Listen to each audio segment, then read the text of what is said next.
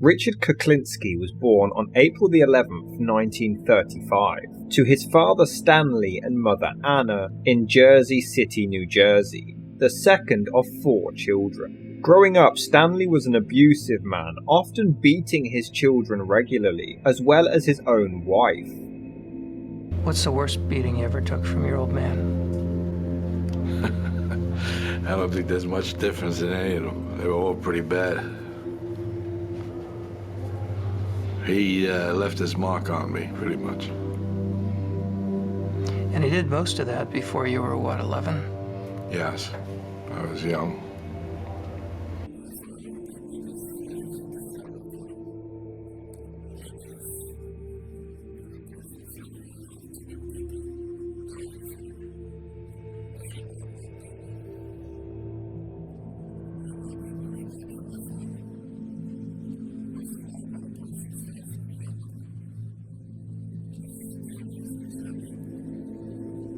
I didn't like my father, because he would beat me just because he felt like it, to get my attention, I guess.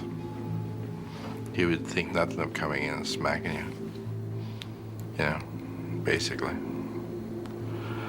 He'd just come in and give you a whooping for no reason whatsoever.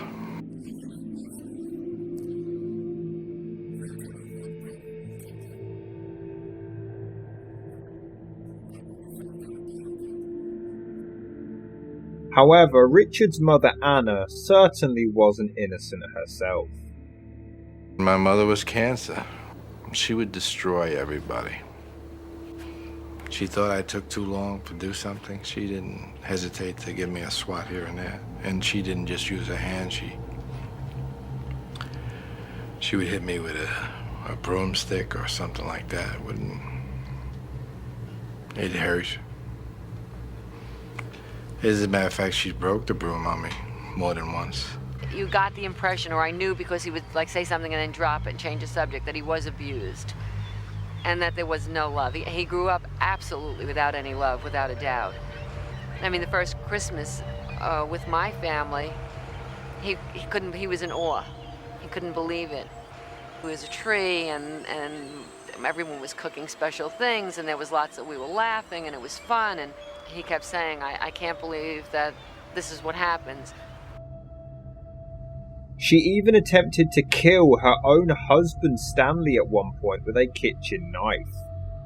She was a devoted Catholic and believed that strict discipline with a strict religious upbringing was the right way to live, which is how she chose to raise her children. Richard, however, rejected the Catholic religion. He was forced to be an altar boy at his mother's church, but the nuns there taught him to fear God. As Richard didn't take this service particularly seriously, the nuns proceeded to beat him with metal rulers and Bibles. Richard hated religion, calling nuns and priests sadistic creeps who used their teachings to manipulate people, and claimed that if God truly was real, he would never allow child abuse to occur. There was a man, he was begging and pleading and praying, I guess. He was pleased God and all over the place.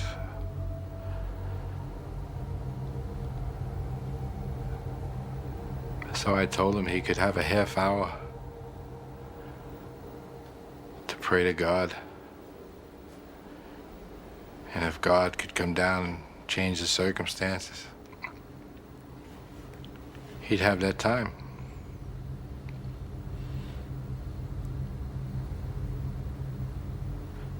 But God never showed up. And he never changed the circumstances. And that was that.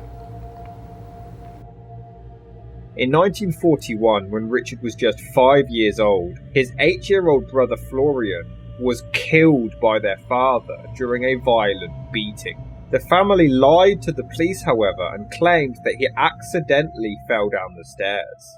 This damaged Richard greatly, as Florian was his only friend at the time. As he began to age, Richard vowed to one day murder his father for all of the abuse he put him through as a child. After this incident, Stanley completely abandoned the family. As he grew into adolescence, he began being bullied at school and attacked in town. He started to steal in order to eat, while other nights he would simply go to bed hungry, finances becoming a major family problem. At the age of just 13, he started to steal cars and enjoyed reading crime magazines, which he also stole on a weekly basis. He didn't have any friends or girlfriends and didn't truly understand what love or friendship really felt like. Since there is no love in my life, I must have something to replace it, so I replace it with hate. Constant hate. Constant reminder to hate. What's that do for you? Keeps my left foot going in front of my right foot. Keeps me moving. I would like to be different than what I am. I would have liked to have been different than what I was, yes. It would be better. It would have been better for me. I would have liked to have had a better outlook on life. Not long after, he started to enjoy torturing and killing animals. I used to tie two cats' tails together. I drove over a clothesline and watched them rip each other apart. How long does it take? Not long. Do they both die? I don't know. I never stood around to see the final thing. I would say eventually they both died because they were both pretty well tore up. It's gotta be noisy. It was quite noisy. So I threw a cat in the incinerator. Then I threw a book of matches in there. And through the door, I watched the fire get bigger and bigger, and this cat was running around, trying to get away. Eventually, the fire got too big for him, and he didn't run anymore. How about dogs? I've kicked them off the roof, tied them to the back of a bus. Then they'd just be dragged once they got tired. Never saw the end of those things, so just did it. Do you remember any feelings associated with it? I don't think so. He had a strong rage growing inside of him, and it was only about to get worse. Within just a few days, he went from a weak, frail little boy to an extremely dangerous man. When I was a young man, I found out that if you hurt somebody, they'll leave you alone. Good guys do finish last. In the neighborhood, a local gang known as the Project Boys would pick on Richard frequently, and he would never fight back, until the day he finally snapped. Richard targeted the leader of the gang, Charlie Lane, who he hated almost as much as his own father for the abuse he was receiving. Kuklinski grabbed a bat, found Charlie, and violently bludgeoned him with it. However, once the body hit the ground, Richard panicked to realise that he no longer had a pulse. How'd you feel after when you found out he had died? I had felt very bad. Very, very bad. I was upset. I didn't mean to do it, actually. But surprisingly, I felt sadness, and after a while, I felt something else. I didn't feel sad. I was sad along with some sort of a rush that I had control. And if you mess with me, I guess if you mess with me, I'll hurt you. Kuklinski threw the body into a pond under the Pulaski Skyway, becoming a murderer at the age of just 13. For the first time in his life, he felt truly powerful and invincible, and he realized that he enjoyed the feeling of taking a human life. He vowed to never let anybody ever abuse him again. How do you feel about killing? I don't. doesn't bother me. It doesn't bother me at all. I don't have a feeling one way or the other. As he grew older, Richard would deliberately pick fights with men in bars, and he would be more than willing to beat or stab anyone who got in his way, and he soon gained quite a reputation. This led to a gang known as the Coming Up Roses inviting him in, and the 5 of them would terrorize the streets of New Jersey.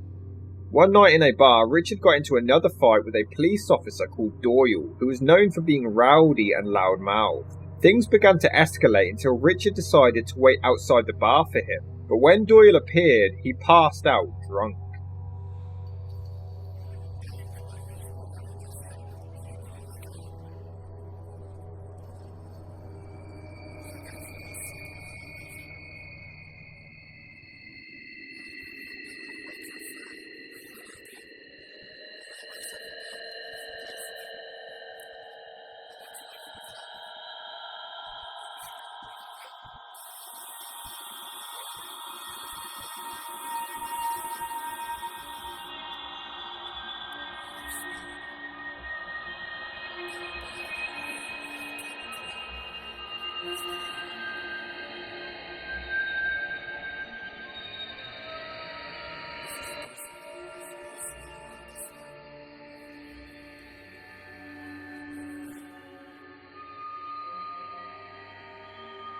The Coming Up Roses were gaining a big name for themselves in the area, communicating with other gangs, and even committing paid hits for them.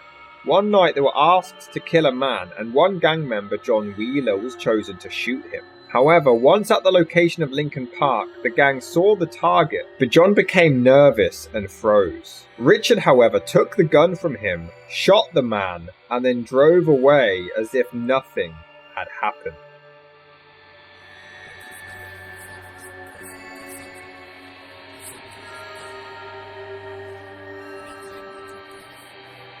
But you could never get a feeling out of it. I never got one, though. It was disappointing. That's when I figured I must be crazy. Because I figured some of them should have some kind of a feeling. Something. They were getting a lot of jobs, and Richard was earning a decent amount of money, even finding a girlfriend called Linda. It didn't take long for him to move out of his mother's house to live with his partner, who was 9 years his senior.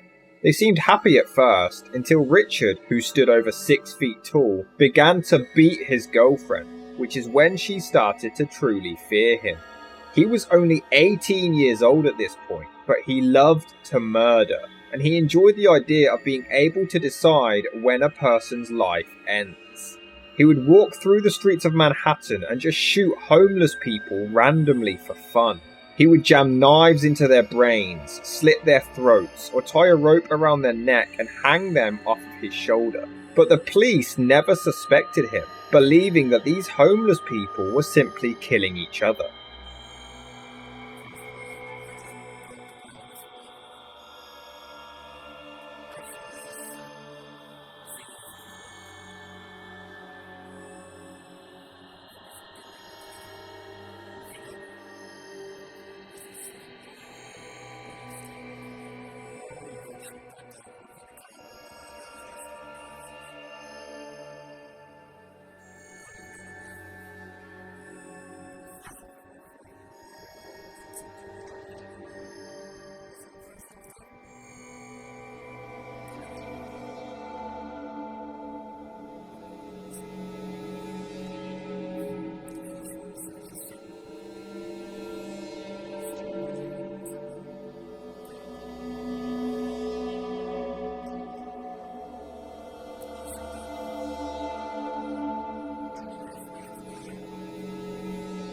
Shot a guy one time in his Adam's apple. See how long it would take him to die. How long did it take? A few minutes. He drowned, actually. He didn't. Drowned in his blood. Mm-hmm. I was with somebody else. We had a $50 bet.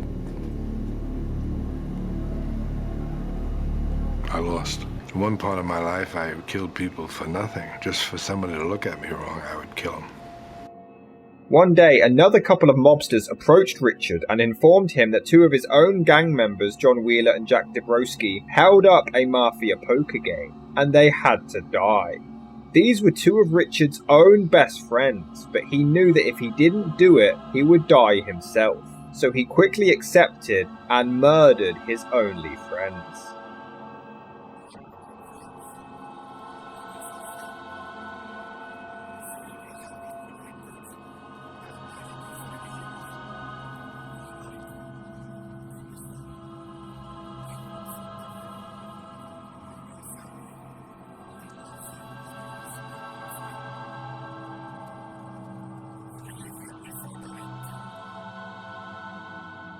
Linda soon became pregnant and they got married, but Richard knew that he didn't love her.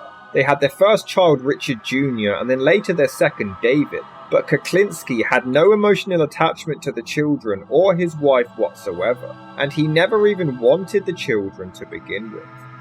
At this point, Richard's boss was sent to jail, which slowed his murdering business down. This is when he started to consider killing his own father, but admitted that he wasn't able to track him down. He was a nasty son of a bitch, and he always will be to the day he died. Did you go to his funeral? No, I didn't. Was there one? Yes. I didn't like him in life. Why would I want to go see him in death? I was glad he was dead. How about your mom? How was she? Over the years, I got to dislike my mother a great deal.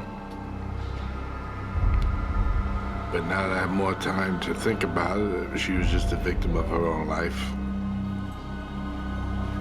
As a kid, how did you see her? Hateful.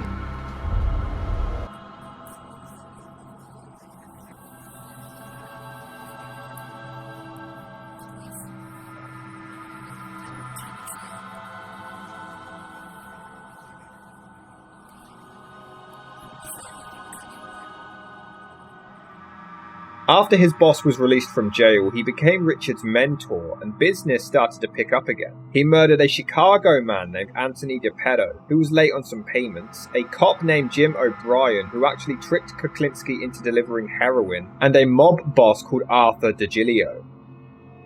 He gave me a picture of him and a description of what he does and what he generally does and where he goes, places he goes. And so I went to the area where they said he might be, and I saw somebody who looked like him, similar to him. He had a knack for smoking, and they told me he smoked big cigars, Churchill cigars or something. At the time, I was riding a motorcycle, and I just said, Cuban? Are they Cuban? Looks like a good cigar. And he wasn't a happy camper, because he said, fuck you. And when he said, fuck you, he looked my way, and I got a clear shot of his face. It was a picture I had of the man they wanted, and I said, nah, don't fuck me, fuck you. And I just took this weapon out and blew his head off. These murders also came with bizarre requests. When killing DiGilio, Richard was told to take all of his credit cards and actually shove them up his ass. He was also advised to break as many bones as possible to ensure the most pain. I've had requests where the guy wanted the guy's tongue cut out. And he also wanted his tongue put in his rear end. So I believe there was a definite point he wanted to get across. However, during this time, his boss was fatally shot, and the culprit was never determined. Richard was now left to fend for himself. Sometime after, Kuklinski began working for a trucking company, which is where he met secretary Barbara when she was just 18 years old and Richard was 26. However, he had such a negative reputation that he was actually fired from the trucking company in order to protect Barbara. But this plan backfired as he asked her out and she agreed before he very quickly fell in love with her, despite still being married to Linda. He was absolutely flowers at the door every day and considerate and romantic and all of the things that anybody could hope for, dream for. He bought me beautiful things. We went fun places. He was happiest when we were together. He was happiest when just he and I were together.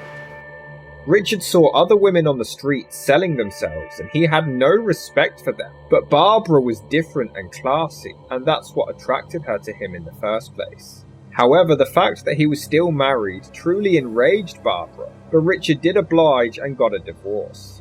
As time went on, they saw each other frequently, but Barbara felt trapped in the relationship. Richard became very possessive and limited her time with friends or family unless he was also there with her. He also became violent, on one occasion launching a kitchen table out the window with complete ease. A table that required multiple people to move into the house in the first place. This all led to her becoming far too afraid to leave him. What happened at home? You name it. Violence, I think they call it domestic violence. Yes, I've cornered it all. There's nothing I haven't done and nothing she hasn't put up with. I'm not proud of it. It's the way it is. I could say I'm sorry, what good would it do? I couldn't have been too sorry, I did it again. But yet I was sorry. I couldn't control it. It's one of those things. Couldn't control it. I found something I couldn't control. Almost a hate-love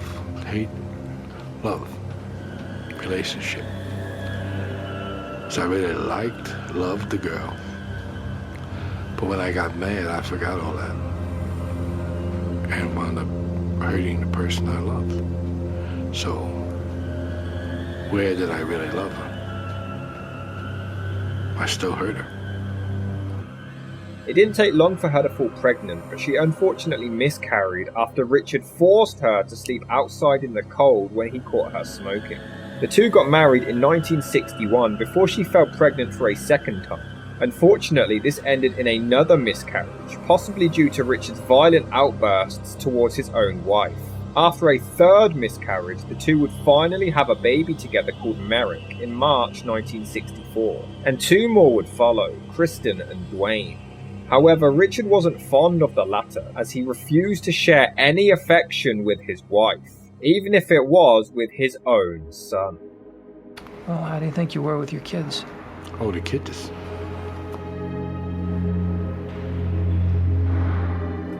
Now you're talking completely different. Now you're talking black and white. There was nothing I wouldn't do for my children. Nothing. I'd kill everybody in this room for them. Barbara knew of his violent tendencies, but had no idea that he was capable of murder. He did try to stay away from crime in order to protect his family, but he found this far too difficult to do. I tried to never let anything touch the house. I brought nobody there. My family was not exposed to anybody. I wanted to show them the good side of life, not the bad side. It was a Jekyll and Hyde existence. The way it was and the way I wanted it to be were absolutely two different lives. I wanted one life. I had to have another life. By the time Richard was 30 years old, he began working at a film lab in Manhattan. Once here, he began bootlegging successful pornography films for money. During this time, he did get arrested for passing a bad check, but was soon released. He was photographed and fingerprinted, but the charges were all dropped when he decided to pay back the money that he owed. I didn't have the capability of getting a better paying job. Was I going to push a yarn truck the rest of my life? Make menial amount of money? I couldn't have afforded one child, let alone 3. Barbara was worried that all of her time was spent with Richard, and she started to feel like she was neglecting her family and friends. But he described this as some of the happiest moments of his life. He felt like his wife and children gave him the chance he needed to live a normal and happy life.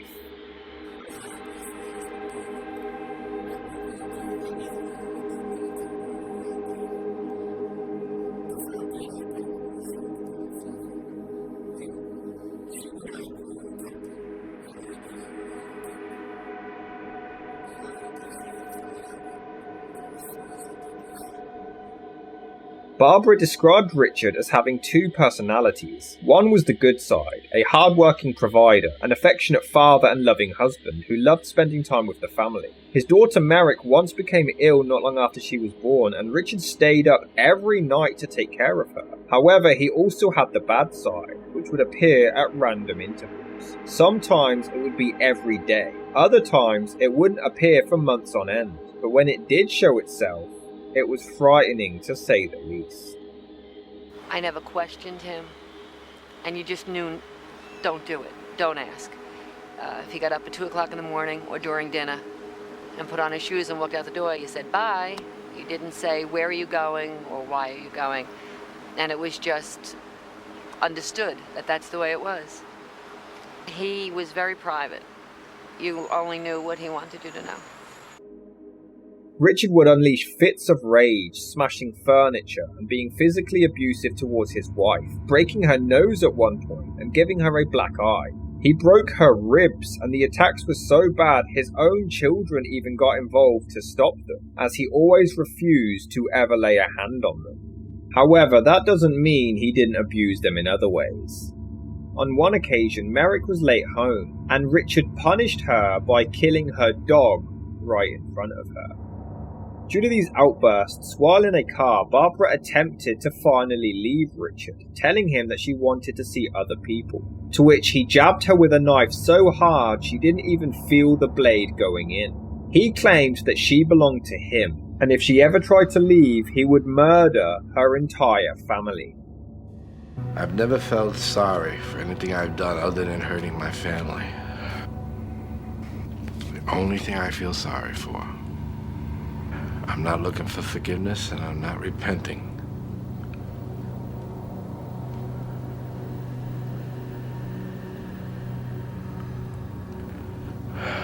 No, I'm wrong.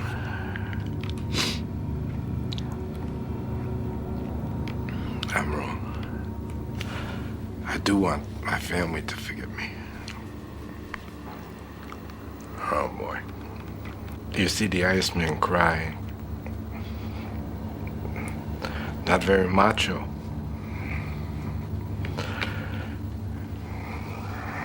But I've hurt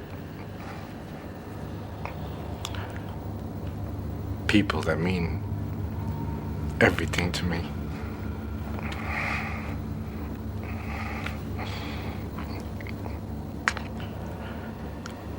But the only people that mean anything to me. Richard's extended family and neighbours were all completely unaware of his behaviour, believing that he was merely a successful businessman. I'm coming across like a nice guy. Nobody's Nobody's gonna believe this. Nobody. I wouldn't believe this if I was watching this.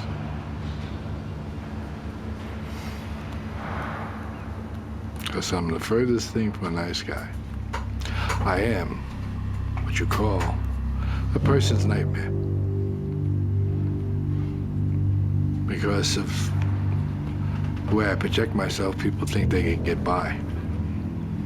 And then all of a sudden, when they wake up, it's too late. Barbara did believe a lot of his income was from illegal activities, as he always seemed to have a bunch of money, but she never questioned it directly to him. They never struggled with bills, their kids were sent to the best schools, and Richard even bought her a $12,000 raccoon coat at one point. He wanted to give his family everything that he was deprived of as a child. He was supposedly earning 5 figures for every kill he was doing for the mafia. My children were never in trouble. We were perfect. We were the all-American family. I mean, we had what seemed to be the perfect life. They were wonderful times. And time with his family was the only thing that he was really concerned about. I mean, if he never had to leave the house, he would have loved it. He hated to have to travel. He hated to go away. He came back as soon as he can. He wanted to be home all the time. He wanted to be with us all the time. I enjoyed that way of life. I felt I had achieved something. I very seldom left the house unless I had to, because I felt secure in the house. I felt very secure.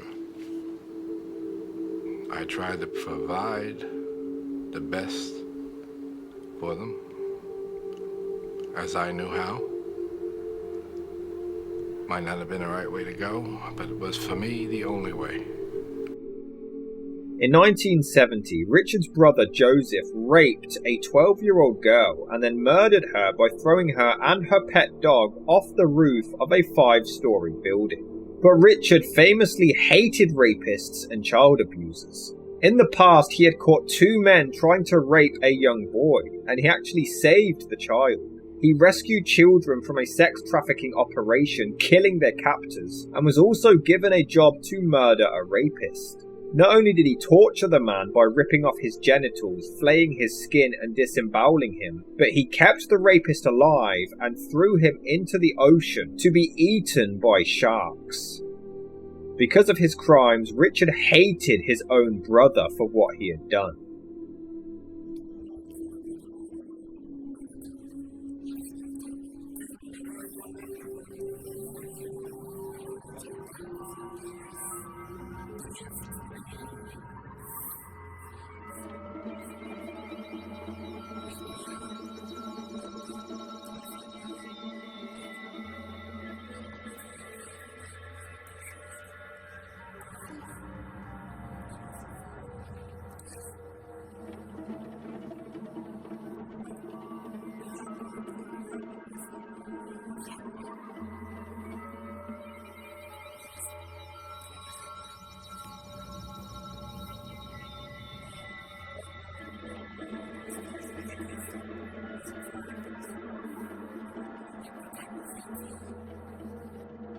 But Richard wasn't like other serial killers. He didn't abuse alcohol or drugs, and he didn't sleep around. He was absolutely devoted to his wife and family. One Christmas Eve, he was spending it putting toys together for his children when a call came through requesting his services.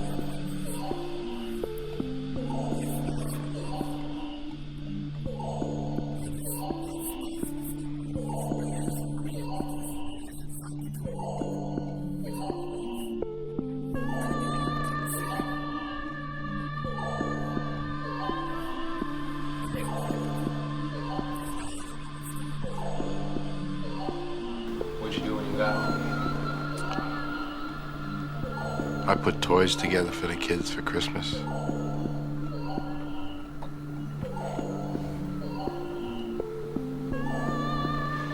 I saw the broadcast while I was putting the toys together that came down. Mob-related killing. That was the first time I knew I was mob-related. How'd you feel?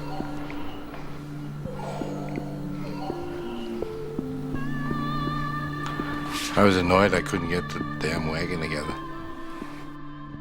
On one occasion, Richard was asked to murder a salesman and to inflict as much pain as possible. Pretending to be a client, he gained the man's trust before attacking him and tying him to a tree. He then used a hatchet and a shovel to smash the man's ankles and knees, and proceeded to then cut off his fingers one by one.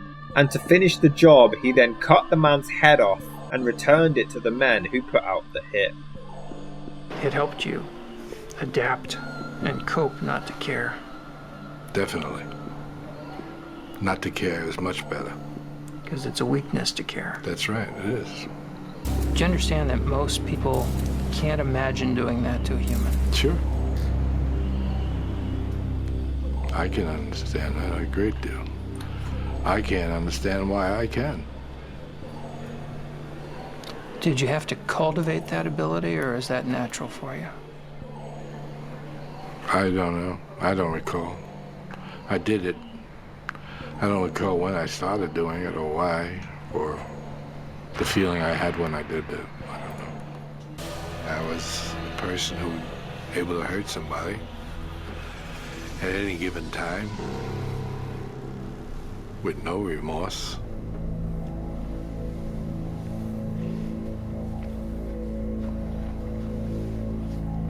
And who could do it over and over again without it bothering them. Did you think of yourself as an assassin? Assassin. Sounds so exotic. I was just a murderer. In August 1973, Richard was approached by Roy DeMeo, who was connected with some mafia families, and demanded money that Richard owed them. Kuklinski decided to give him attitude instead, leading to Roy's hitmen surrounding Richard, all with guns pointing towards his head. And he didn't even budge. Richard had a gun on him and could have gone for it at any moment, but he didn't. The gang knocked him unconscious and beat him down, but they admitted that they respected him a lot more just for taking the beating.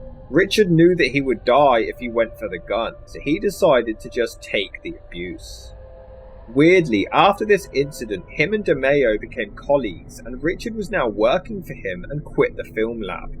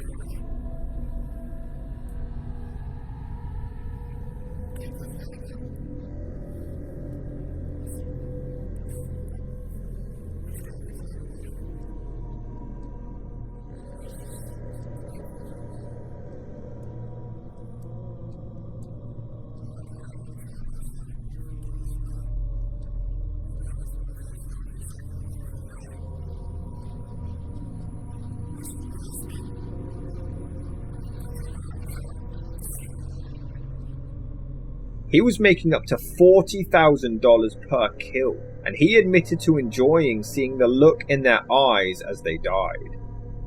You tended to shoot people up close and personal. Definitely.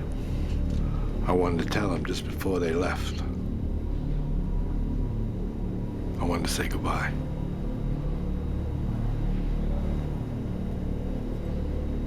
Did you like to look them in the eye? I wanted them looking straight at me.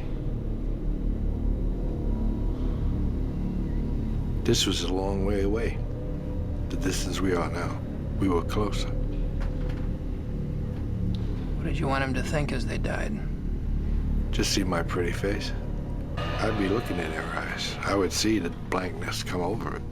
I'd watch them die. I just didn't shoot them and walk away. I saw the surprise, the shock, the blank. Psst. They're gone. He kept the kills clean and was never suspected, though there's one particular murder that still leaves many questions unanswered. Richard had a hit who he stalked for weeks before finally attacking. He used a taser gun to incapacitate the man before tying up his hands and feet. He then transported the individual to the woods in Bucks County, Pennsylvania, to a nearby cave. Richard stripped the victim naked, tied him up in wet rawhide, and then covered him in cow's blood before leaving. Inside the cave lived a swarm of rats. Now, rats are omnivores and scavengers, but they do eat just about anything as long as they don't feel threatened.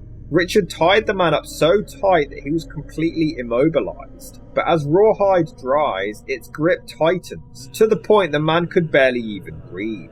Some of the rats might have ventured towards him to start nibbling, but once the rest realized that he wasn't going anywhere, they would swarm and eat him alive, usually starting with the eyeballs. But what makes this even more disturbing is that Richard set up a tripod and a camera to film the entire thing. When I did that and I watched it on, the devil was that. Super 8, I think it was. I found it distasteful, and it used to make me nervous for some reason. And so that was some type of a feeling which I wasn't too keen on having. But I did it because it gave me a feeling of some kind, and therefore I was trying to find out what it was that was giving me some type of feeling. He claimed that these tapes were located in a box in a hidden storage compartment in his house. But once he was caught, the FBI raided his home and these tapes were never discovered. However, some doubt this story to be true, claiming that cave rats would be far too shy to feast on human flesh so excessively, especially when no remains were ever found inside the cave and no tapes of the event were discovered. Though it is worth noting that rats do in fact eat bones, and that could explain the lack of evidence left behind. Not long after, Richard was given the most important murder contract of his life, Carmine Galanti, who was the head of another mafia family. Every other family wanted him dead, so this was a huge opportunity for Kuklinski, and they needed it to be perfect, which led to 2 bullets going into his head. However, Sammy Gravano later admitted planning this murder, and he mentioned some of the shooters involved, but didn't say anything about Richard Kuklinski, leading some to doubt Richard's claims that he was responsible, despite his confession. On January the 30th, 1980, Richard was now 45 years old, when he met with George Malaband. Kuklinski had promised to sell him some tapes, but Malaband was carrying around $27,000 at the time. Richard shot him multiple times and dumped the body in a 55-gallon drum. He had to cut the tendons of his leg just to force him into the barrel.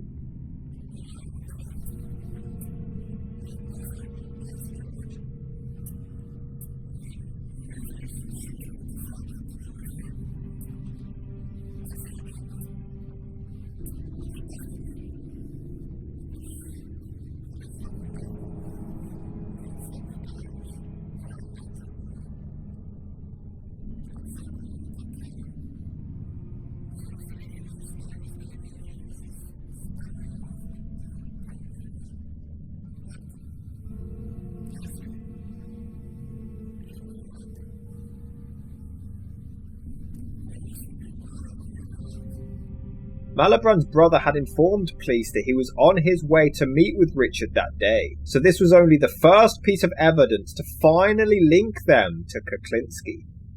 How did it feel to cut some guy up with a chainsaw? I didn't have any feeling one way or the other. That just happened. That's the way it had to be. Messy. Yes. Jeffrey Dahmer told me that when he I cut know. bodies apart, Yeah. it repelled him. He found it horrible. He had to get himself drunk to overcome that Stink. natural revulsion. Yeah. It's because it's disgusting. Yes, it is. But to you could just do it, no feeling. No. Do you know what an adrenaline rush feels like? Oh, yeah. What will give you one? Sex. It's the only one. I don't really get anything from hitting anybody, hurting anybody, shooting anybody. Does nothing for me. The only thing that gives me pleasure is sex. Well, that's a different kind of pleasure than what an adrenaline rush It's a pleasure I is. get. Yeah. Are there any murders that you committed that haunt you? That you just sort of, you feel and you... Nothing haunts me. No murders haunt me. Nothing. I don't think about it. That's why it's hard for me to tell you. But in order for me to be able to tell you when something happened, I'd have to think about when. If I think about it,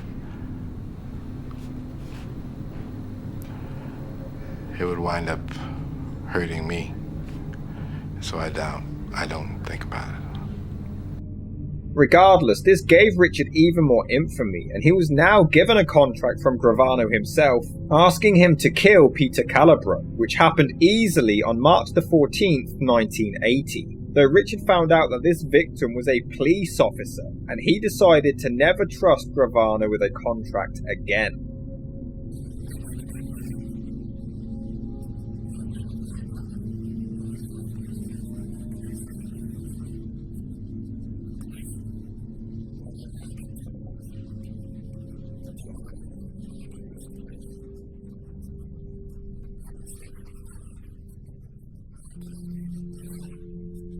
Calabro allegedly had some mob connections and was supposedly selling confidential information to the Gambino family. 3 years earlier, his wife had drowned in mysterious circumstances, and Calabro was actually a suspect in that death. So now his murder was believed to have been a revenge killing by one of her relatives, but it was never solved. In 2003, despite the lack of evidence, Kuklinski was actually charged for the murder and given an extra 30 years to his sentence. He gave details of the killing and claimed he was paid by the Gambino crime family member Sammy Gravano, who was still alive, serving a 20-year sentence in Arizona. He, however, denied that Richard was involved, which is important because he was given a deal. If he pled guilty to being involved with this contract, he would have received no additional charges to his sentence, and he still denied having anything to do with it, leading some to dispute Richard's claims that he was actually involved with this murder as well.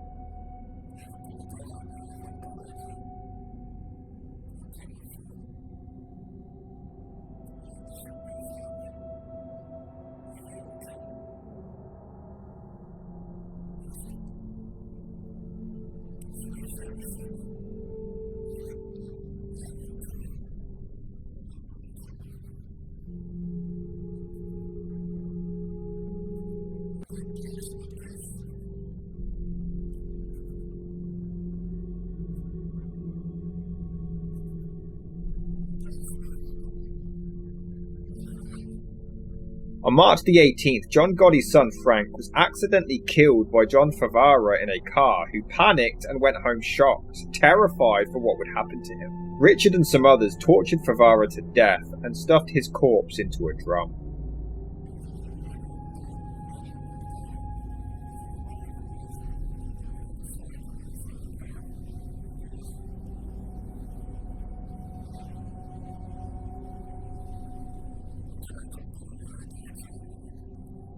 On April the 29th, 1982, Richard met up with a 51-year-old pharmacist, Paul Hoffman, a frequent visitor of a store in Paterson, New Jersey, which sold stolen items.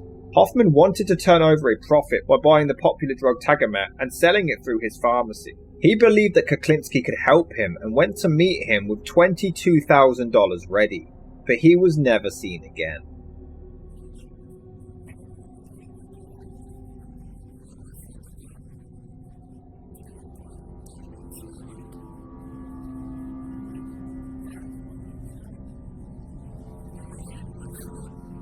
I've been known to hurt people for no reason if you check out my background as I came up.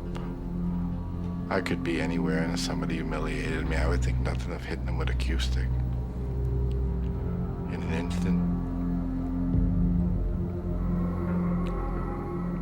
And the only thing they might have done was made me feel bad. Or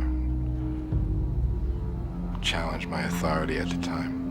How much would somebody have to humiliate you before you'd become obsessed with killing them? It would be the degree he humiliated me. If it were not much, and it would be the time. It would be how my attitude was. If I was jumpy or edgy, it wouldn't take much. If I was passive, then he might get away with it. By this point, Richard's mafia family were being targeted by the police. Furthermore, in December 1982, one of their members was actually arrested, Percy House. He later agreed to testify against Kuklinski and was put into protective custody. Warrants were put out for the arrest of two other members, Gary Smith and Daniel Deppner, though Richard advised for them to lie low and go into hiding. However, Smith didn't do this and left his secret motel room to go and visit his daughter. This led to Richard believing that he was also going to betray him, and he decided that he needed to die. Richard fed Gary Smith a poisoned hamburger before Daniel Deppner strangled him to death.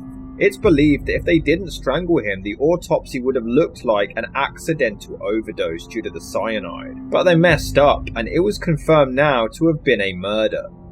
Deppner's ex-wife didn't return with a car to dispose of the body, so they had no choice but to stuff it between the mattress and box spring in the motel room. What is it to dispose of something? You throw it away. You throw it anywhere. It all depends. If you don't want it found or if you want it found. If you want it found, it doesn't matter, you just leave it there. For the next 4 days, several people rented the room, and although they noticed a strange smell, none thought to check underneath the bed. Eventually, on December the 27th, 1982, more guests complained about the odour and Smith's body was finally discovered. After the killing, Deppner was relocated to an apartment in Bergenfield, New Jersey, which belonged to Richard's daughter's fiancé, Rich Patterson, who was away at the time. It's unclear when, but at some point between February and May 1983, Richard killed Daniel Deppner inside the apartment. Kuklinski even asked for Patterson's help to dispose of the body, claiming that the victim was a friend of his who was in trouble with the law and someone must have broken in and killed him. He suggested it was best to dispose of the body to avoid any trouble with the police and even urged Patterson to forget all about it, and he never reported it. On May the 14th, 1983, a cyclist was riding down Clinton Road when he spotted Deppner's body being eaten by a vulture. It was wrapped inside green garbage bags, but the cause of death was ruled as undetermined, though there were pinkish spots on the skin which could have been cyanide poisoning. Furthermore, this body was found just 3 miles from a ranch where Kuklinski's family would go horse riding, making Deppner the third person linked to Richard to be found dead. On September the 15th, 1983, Louis Masgay was found dead in a town park in Orangetown, New York, with a bullet hole in the back of his head. The thing is, he had disappeared 2 years earlier. On July the 1st, 1981, he headed off to a New Jersey diner to meet Richard Kuklinski to buy some videocassette recorder tapes, after having hidden $95,000 in his van. Richard shot him in the back of the head and then stored the body in a freezer to confuse the estimated time of death before dumping it 15 months later. And this is what coined him the nickname, the Iceman. However, Richard didn't let the body thaw out completely, so it was still partially frozen when he dumped it. Ice crystals were found inside the body despite it being a warm September day. If Richard had let it thaw out completely, he may have gotten away with it.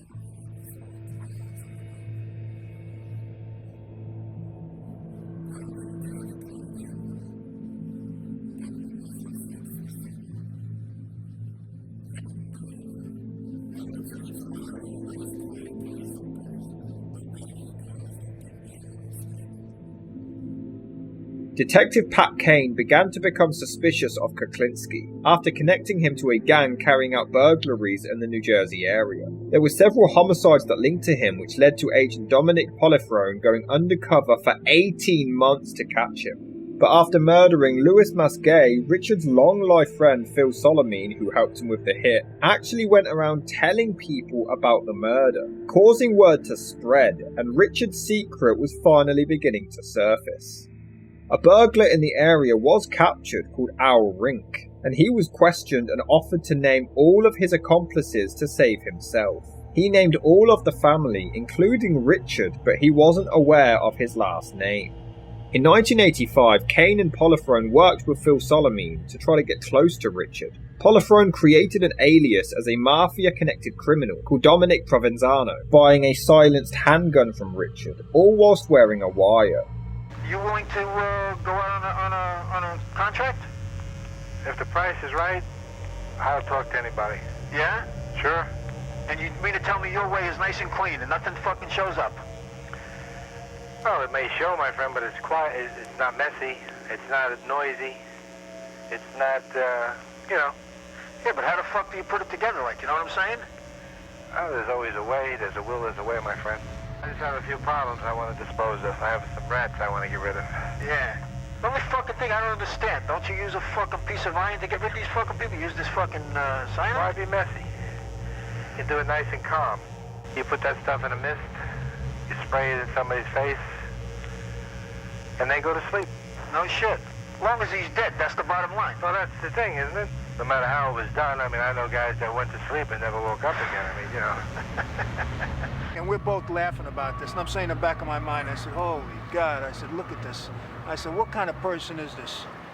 I said to myself right there, I said, you better cover your butt. I said, because you just don't know with this guy. And he'd be kidding about it, and I'd be laughing. In the back of my mind, I'm saying, this is the devil. No question about it, this is the devil. It became apparent at later points in the investigation that Mr. Kuklinski fully intended on murdering Dominic Polifrone, in addition to the victims that were being discussed at the time they were having these tape-recorded conversations. So he could pretty much tell Dominic Polifrone anything, because he knew shortly that he had plans for Mr. Polifrone too. Richard even asked if Polifrone could provide him with some cyanide. Polifrone then asked Richard to put out a hit against a wealthy Jewish associate in a cocaine deal robbery, and Richard not only agreed but spoke in graphic detail in how he would do it, all whilst being recorded. On December the 17th, 1986, Kuklinski was due to meet with Polifrone to get the cyanide for the murder. After the exchange was recorded, Richard went for a walk by himself and tested the cyanide on a stray dog, but saw that it wasn't actually poison. Realizing that it was a ruse, Kuklinski simply went home instead. Not long after, Richard and Barbara left their home and were just pulling out of their driveway, when suddenly swarms of police officers, detectives, and even helicopters showed up to finally apprehend Richard Kuklinski. It wasn't real to us. We just had a hard time dealing with what was in the press, and I kept saying, no way, and I don't believe it. And then when I actually heard his voice, in court, it was very hard to believe that he talked like that. It was very, very difficult to believe. He was arrested, and his wife was also charged for disorderly conduct as she tried to prevent his arrest. As they awaited trial, it was also discovered that Richard had large sums of money in Swiss bank accounts, and he was charged with 5 counts of murder, 6 weapon violations, attempted murder, robbery, and attempted robbery. He was held on a $2 million bail bond and had to give up his passport, but he actually denied the charges at first. This is unwarranted, unnecessary. These guys watch too many movies. Richard's defense, however, pointed out that he had no history of violence, and he claimed that Deppner murdered Smith, and Deppner himself had no cause of death determined yet. Furthermore, Percy House and Deppner's wife did testify against Kuklinski, but they had both lied to the police numerous times in the past. Regardless, in March 1988, Richard Kuklinski was found guilty of murdering Smith and Deppner. However, since it couldn't be proven that they were actually done by Richard's own hands, he wasn't given the death penalty. He was instead sentenced to a minimum of 60 years in prison. What Richard has been accused of and found guilty of and spoke to you about goes against God and man. I have very strong feelings. I am totally anti-violence. I mean, as are my children. And I can't make those wrongs right. I can't make them right in my own mind. It wasn't until after the sentence was passed when Richard pled guilty to murdering them, extending his time to 2 more life sentences. He had killed more than that, but the prosecutors believed adding to his life imprisonment would serve no purpose. If he was even able to get a successful appeal to his previous convictions, he would still spend the rest of his life in prison. I shot George Malvin 5 times. Louis Masgay on July 1st, 1981. I shot him once in the back of the head. It was due to business. But due to his confession, the charges against his wife were dropped, as well as an unrelated charge of his son possessing marijuana. Richard Kuklinski was sent to Trenton State Prison, where he wouldn't be eligible for parole until he was 111 years old. It wasn't until 1993 when Barbara finally decided to divorce Richard, claiming it was for money reasons. She did, however, continue to visit him in prison, but only around once a year. I got to trust her more than I trusted anybody in my whole life. During these interviews, Richard claimed to have killed somewhere between 100 and 200 people. You're positive you killed more than 50 people, and Definitely. you think you probably killed more than 100 people. Definitely. You're sure of that one, Definitely. but not sure it's more than 200. I wouldn't say definitely to that. Maybe yes, maybe no. I would say less than 200 people. Well, you tell me. It's not less than 200 people. You killed more than 200 people. Sure. Using crossbows, ice picks, bombs, firearms, grenades, but admitted that cyanide was always his favorite. You could put it in liquid form. You could, person could say, for instance, a person could be in a bar. You bunk into them possibly by mistake, or say you were intoxicated, spill a drink on them, and leave. Everybody just looks around, thinks you were drunk or that you just had an accident or something, and meanwhile, it's soaking through their clothes into their pores and into their system. And eventually,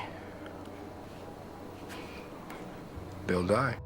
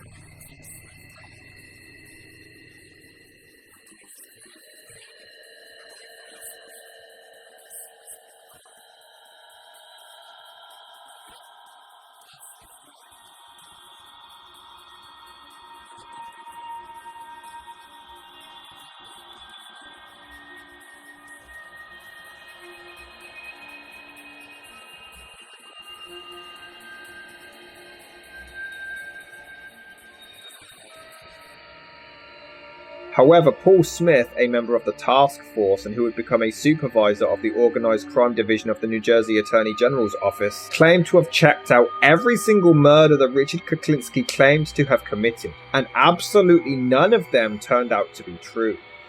Authorities throughout the country could not corroborate one case based on the tidbits that Kuklinski gave. I don't believe he killed 200 people. I don't believe he killed 100 people. I'll go as high as 15, maybe. You almost made me mad. I know. What made you mad about that? I don't know, but you almost did. Can you figure out what it is? No. Try to look at it. Look at what made you mad there. I don't know. Because you've got me annoyed with you now. Yeah. That's the truth. How mad are you? Not bad. Pretty. I feel a little flushed. So that means that I've reached a point in my life that I'm a little annoyed. What would you like to do? Doesn't matter. I don't think it's gone to the point that I'm actually gonna do anything stupid. Did you feel I was criticizing you? Yes. Is that what did it? I think so. I think that's the part that did it. Who used to criticize you the most? Of course, my father. Yeah. In 1984, Robert Prongay was murdered after being shot multiple times in an ice cream truck, and Richard Kuklinski claimed to have been responsible. He stated that Prongay taught him to use cyanide and even advised him to freeze his victims' bodies. He claims he only killed him because he threatened his family. And Richard was a suspect in the killing. However, there was no evidence to link him to the murder, and based on Kuklinski's constant lying, this death remains a mystery.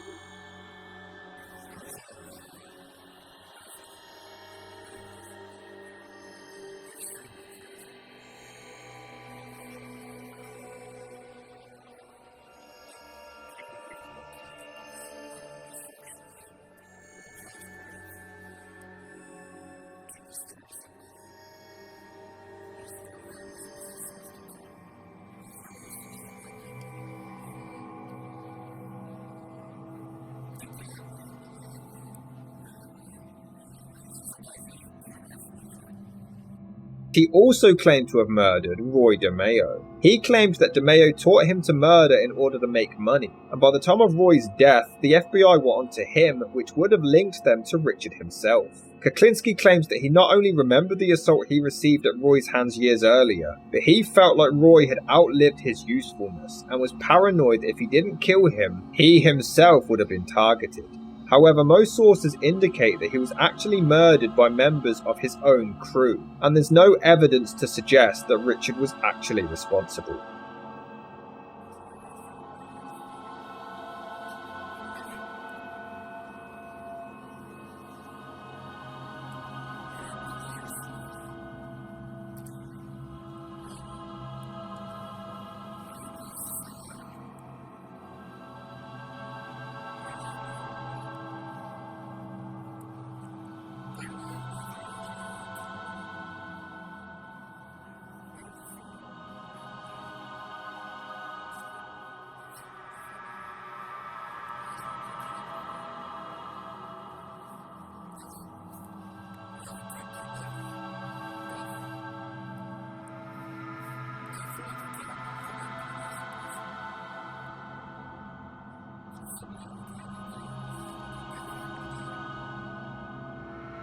It only continued in 2001 when Richard claimed he even knew who murdered Jimmy Hoffa. He refused to name them but claimed that it wasn't him.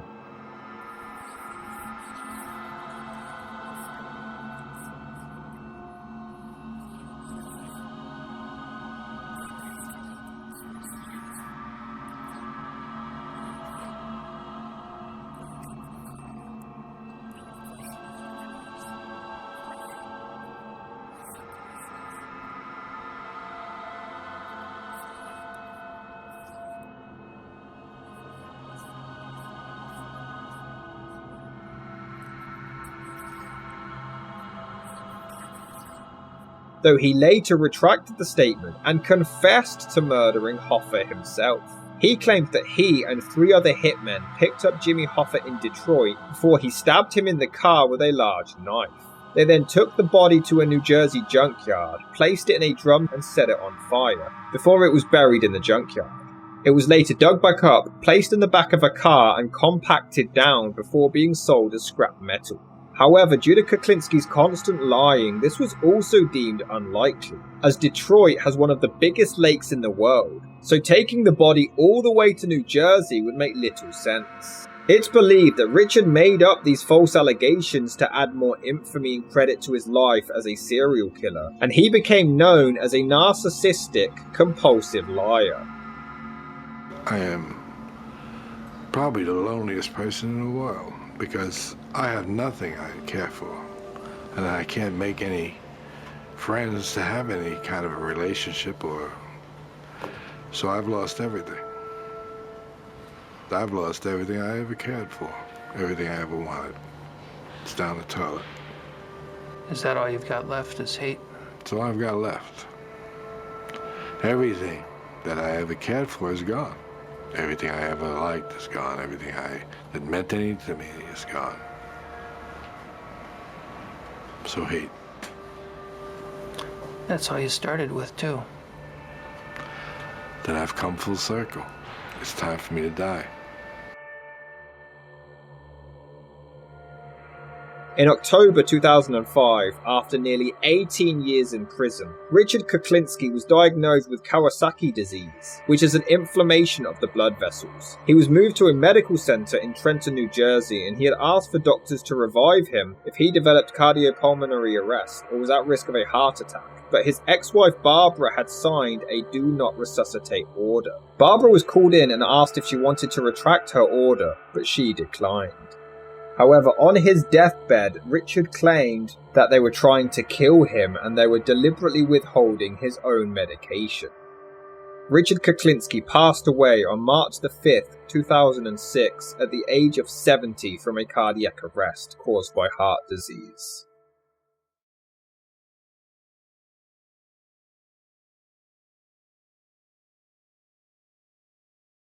Your principal problem has been a warp in your personality.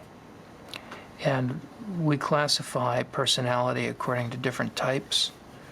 And there are 2 types of personality features that you have a great deal of. The first of them is called antisocial personality disorder. What it refers to behaviorally is someone who does not have a conscience, does not have remorse, does not feel a sense of guilt about most of the bad things they do, is impulsive and violent. The typical things we see before age 15 in people who earn that label are cruelty toward animals, cruelty toward people, and an awfully interesting part of that condition is that we've got a little bit of knowledge of what causes it and where it comes from. And that's where there's some good news and some bad news. The bad news is that part of where that comes from is hereditary. That there's a genetic basis to being a fearless person. And you've told me about how rarely you have any experience that even begins to resemble nervousness or fear.